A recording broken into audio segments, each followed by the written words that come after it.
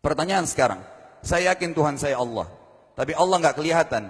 Ada alasan tak kenapa Allah nggak kelihatan? Ada alasannya.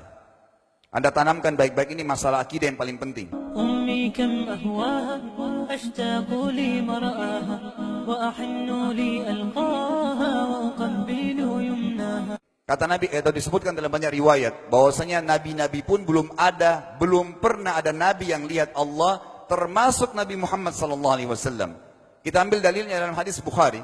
Waktu Nabi SAW pulang dari Isra Mi'raj, jemaah sekalian, Aisyah bertanya radhiyallahu anha, berkata, istri beliau, ya Rasulullah, hal tara rabbak? Apakah anda waktu Mi'raj ke langit, terima perintah sholat, sempat lihat Tuhan anda enggak? Lihat enggak Allah itu bagaimana? Apa jawaban Nabi SAW? Nurun ala nur anna arah.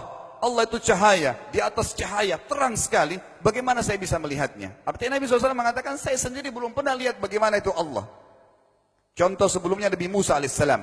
Nabi Musa waktu menerima wahyu Taurat, itu selama 40 hari, turun Taurat lengkap. Al-Quran 23 tahun baru lengkap. Kalau Taurat 40 hari, nunggu di gunung Tursina. Tursina sebuah wilayah di Mesir sekarang. Itu banyak gunung-gunung batu, ada satu gunung batu yang tinggi, Nabi Musa nunggu di situ. Setiap hari Jibril datang turunin surah, turunin ayat gitu.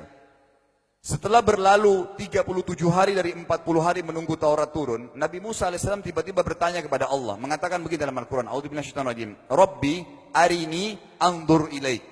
Wahai Tuhanku, izinkan aku melihatmu. Aku beriman kau ada ya Allah, tapi aku ingin lihat kau bagaimana. Allah menjawab, tidak mau mengecewakan Nabi Musa, sebagai manusia Allah mengatakan, lan tarani.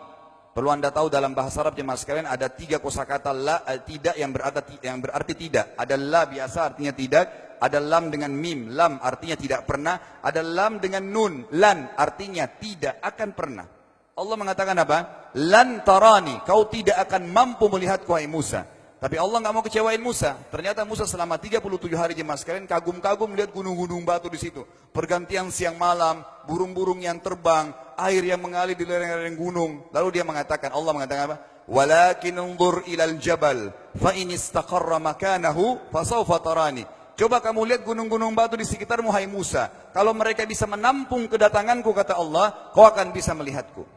Apa yang terjadi? Allah lanjutkan. Falamma tajalla rabbuhu lil jabal. Waktu Allah baru niat mau datang, belum datang, ja'alahu dakka. Semua gunung batu itu hancur lebur, tidak mampu menampung kedatangan Allah.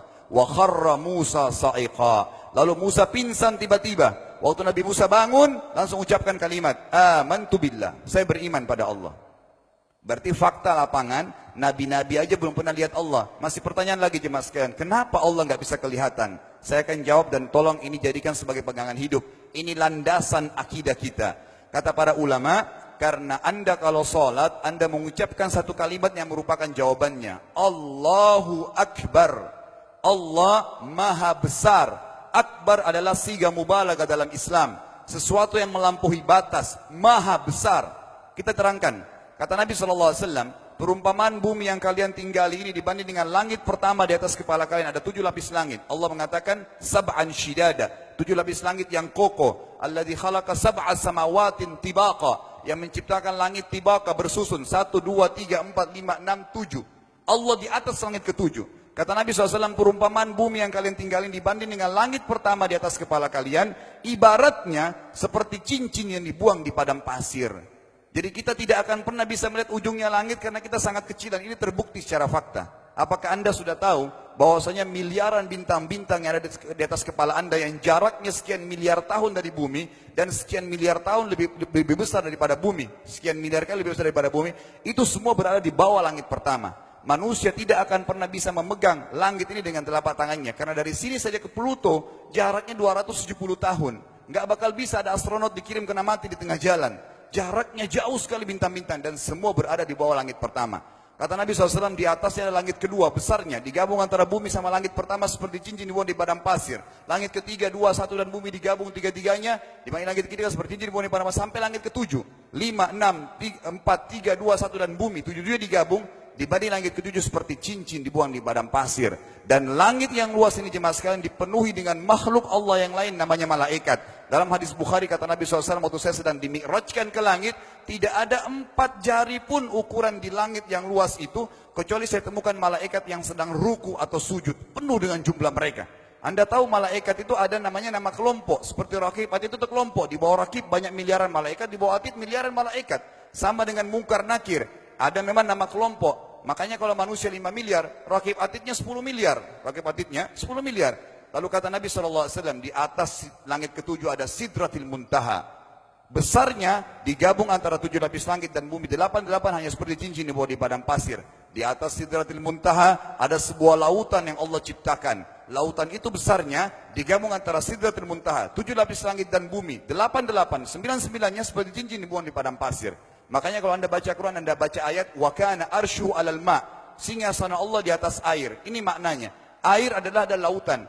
Lalu kata Nabi SAW, arsy-nya Allah, di atas lautan itu singgasananya Allah. Besarnya digabung antara lautan, Sidratul Muntaha, 7 lapis langit dan bumi. 10-10-nya hanya seperti cincin dibuang di padang pasir.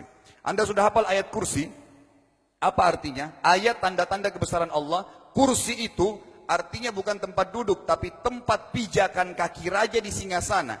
Kalau raja ingin naik singgasananya dipijakan kaki, itu namanya kursi. Kita baca apa? Wasi'a kursiyuhu as-samawati wal ard. Pijakan kakinya Allah saja sudah menutupi seluruh langit dan bumi ini.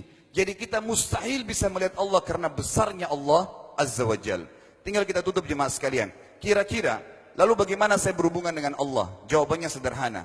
Anda lingkari namanya Allah, ini Tuhan kita. Yang menyembah selain Allah kafir, yang mempartisipasikan Allah dengan makhluknya, masih sembah berhala, kuburan, jimat, namanya syirik. Dua-dua nggak boleh. Untuk berhubungan dengan Allah yang tidak kelihatan dengan mata kita ini, tapi kita bisa rasakan keberadaannya, cuman satu cara. Di bawahnya lingkarin ibadah. Salat, puasa, zakat, haji, takziah, ziarah kubur, semua ini adalah rangkaian ibadah untuk berhubungan dengan Allah. Semua ibadah ini jemaah sekalian harus seperti yang Allah mau, bukan yang Anda mau. Ini penting. Karena kalau tidak seperti yang Allah mau, Allah tidak terima. Bagaimana caranya supaya bisa seperti yang Allah mau? Ikuti buku pedomannya. Ada Al-Quran, ada Sunnah. Yang beribadah keluar dari 2 pedoman wahyu ini tidak akan diterima oleh Allah. Seperti Anda kalau kerja di perusahaan, pimpinan perusahaan kasih peraturan. Senin pakai baju kuning, Selasa baju hijau, Rabu pakai baju hitam. Datang jam 7, keluar jam 5 sore. Ternyata Anda tidak. Hari Senin Anda pakai baju yang hari Rabu. Datangnya jam 9, keluar jam 2 siang. Dikeluarkan oleh pimpinan atasannya. Itu baru peraturan manusia. Bagaimana dengan peraturan Allah Azza wa Jal?